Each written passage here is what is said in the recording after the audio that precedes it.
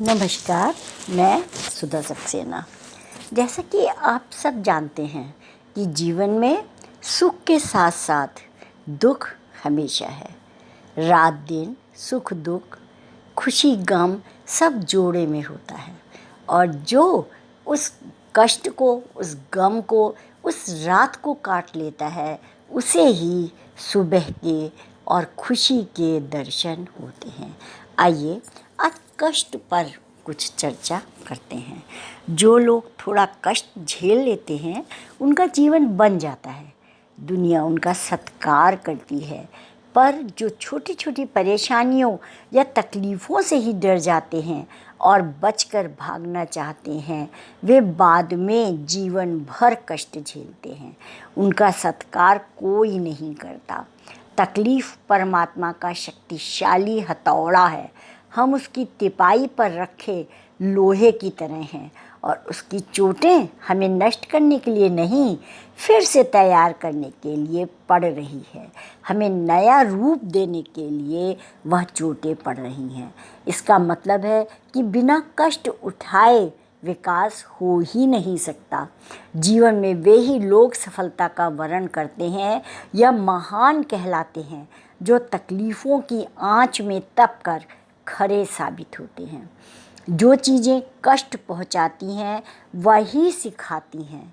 मुश्किलें वे औजार हैं जिनसे ईश्वर हमें बेहतर कामों के लिए तैयार करता है। किसी महापुरुष का कथन है कि सफल मनुष्य वह है जो दूसरों द्वारा अपने पर फेंकी गई ईंटों से एक सुदृढ़ नींव डाल सकता है। याद रखिए, रास्ता जितना दुर्गम, पथरीला और कटीला होगा, उस पर चलने वाले के पैर भी उतने ही मजबूत होंगे। ऐसे ही लोग दुनिया में कुछ नया कर पाते हैं। इसके विपरीत जिस मनुष्य में कठिनाइयों का मुकाबला धैर्य और दृढ़ता के साथ करने का साहस नहीं होता, वह किसी भी पड़ाव को पार नहीं कर सकते। रविन्द्रनाथ ठाकुर भी किसी भी पड़ाव को पार नहीं कर सकते। रविन्द्रनाथ ठाकुर का मार्मिक कथन है कि मुक्ति शून्यता में नहीं, पूर्णता में है। पूर्णता सृजन करती है, ध्वंस नहीं करती।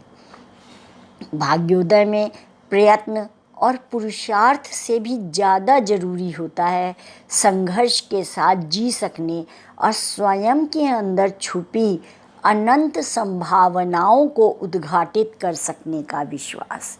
जिसे अपनी क्षमताओं पर विश्वास होता है, उसके लिए प्रतिकूलताएं भी अनुकूलताओं और श्रेष्ठताओं को जन्म देती देखी गई हैं। स्वयं पर भरोसा करने वाला व्यक्ति ही तूफानों के बीच अपनी नौका का लंगर डाल सकता है।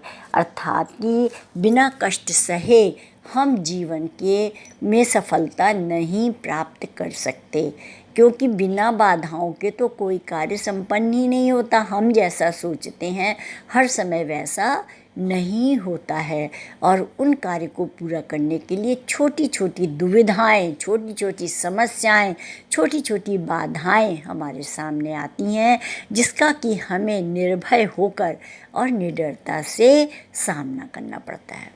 तो आज इतना ही। आप सब ने मेरे चैनल को लाइक और सब्सक्राइब किया,